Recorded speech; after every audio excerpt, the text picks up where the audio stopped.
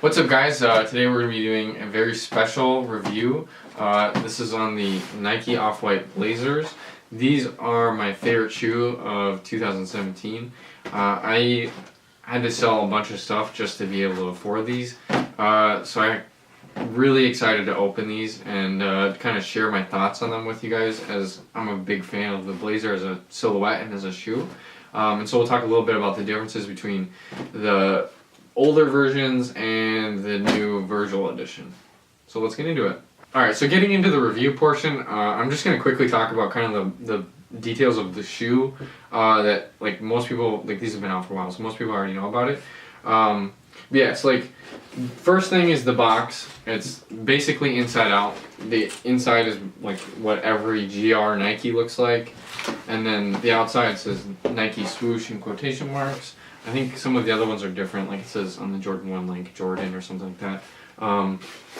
It's got some like cool product information on the bottom. It's got the same, it says Off-White collaboration with Nike, shoebox, very similar to the inside writing.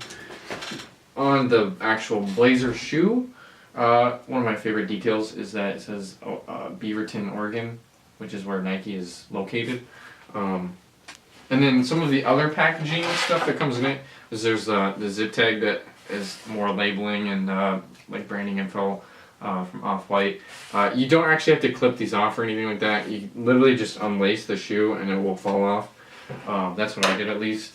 And then it comes with, of course, black laces, and most people have been wearing like orange and green ones on alternating shoes. I think that looks cool. I've stuck with white so far. And of course, all of these say shoelaces on them in quotation marks.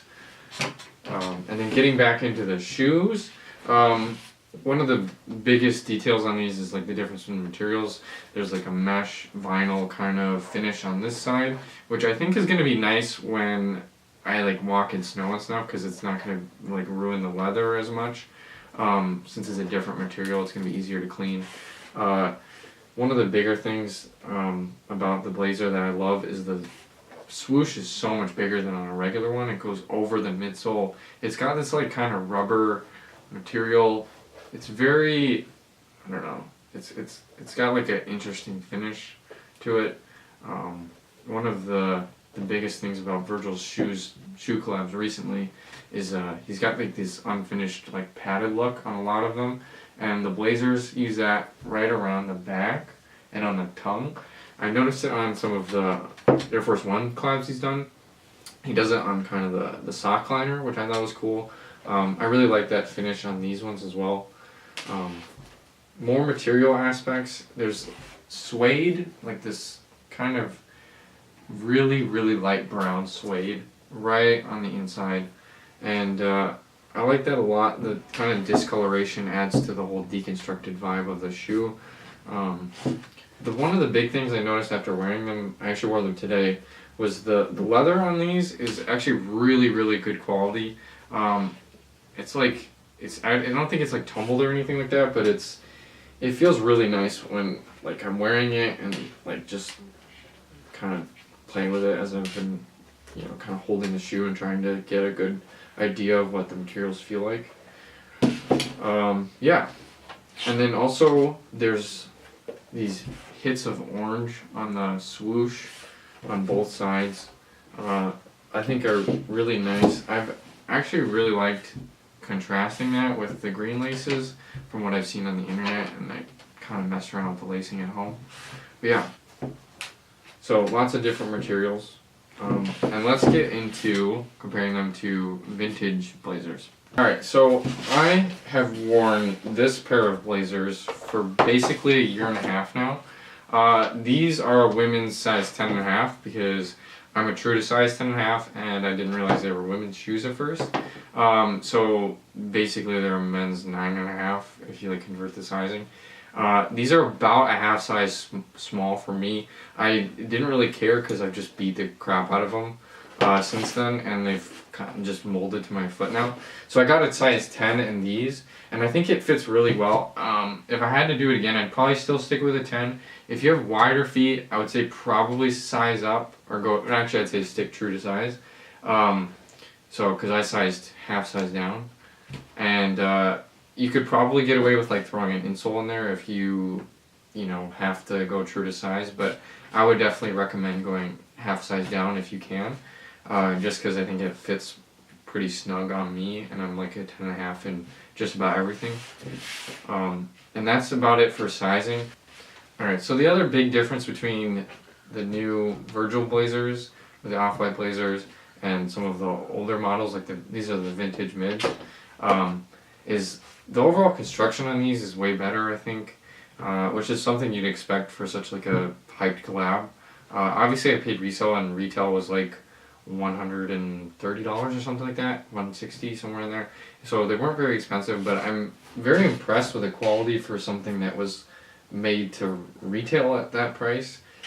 It seems like Virgil probably had more control over quality than Nike did, because if you look at some of the other shoes, they all look pretty nice.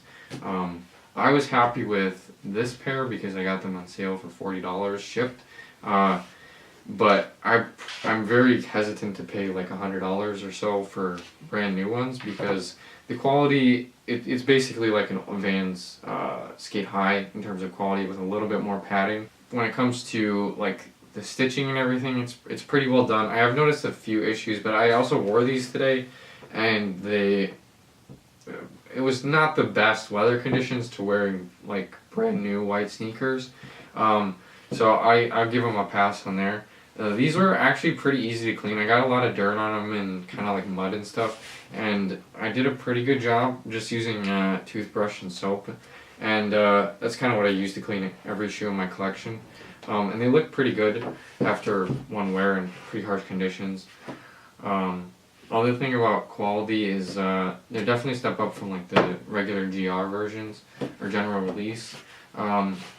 Overall, they're pretty nice. I think like after wearing them, the biggest complaint I've had so far is the tongue is elongated. It kind of sticks out, and it does make it harder to wear them because they're a little bit bulkier than my regular ones, especially with the toe cap. But I think that's going to be an interesting challenge to see how I can style them. This is the first time I've bought a pair of shoes off of GOAT, and I have to say this was pretty painless and just about perfect for everything I wanted. I did pay quite a lot for them. I paid $735 shipped, because I wasn't really willing to wait to have a bid accepted or anything like that. I just wanted them, and I just want to go saw size 10 for $725 plus $10 shipping, and bought them because these are my grails, and I finally had enough money for them, and I was just like, fuck it, we'll do it. And then I did have a little bit of a hiccup like a month ago. I tried to buy a pair off of Grilled. It didn't work out because the seller sucked. He didn't double box it, and I was worried that they weren't real, and so I sent them back. And GOAT was fantastic in every way that buying off of Grilled wasn't. So I do have to recommend them. That's going to conclude my review for the Nike Off-White Blazers. Let me know down below in the comments where you guys rank these in the 10. Also, if you want to stay up to date on thread count videos and more reviews like this, you can follow us on Instagram at threadcount, or you can follow me on Instagram as well. If you have any questions, feel free to DM me on there. But also don't forget to subscribe and like this video if you want to see more of our stuff.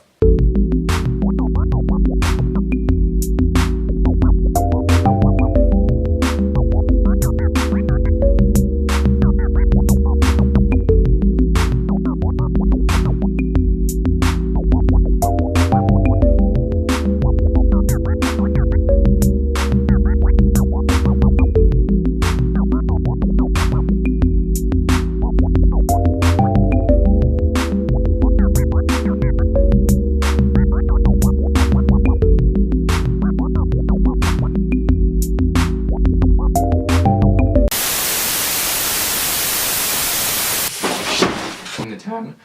Holy shit. Alright. What? Fuck it. We'll do it live. Do it live.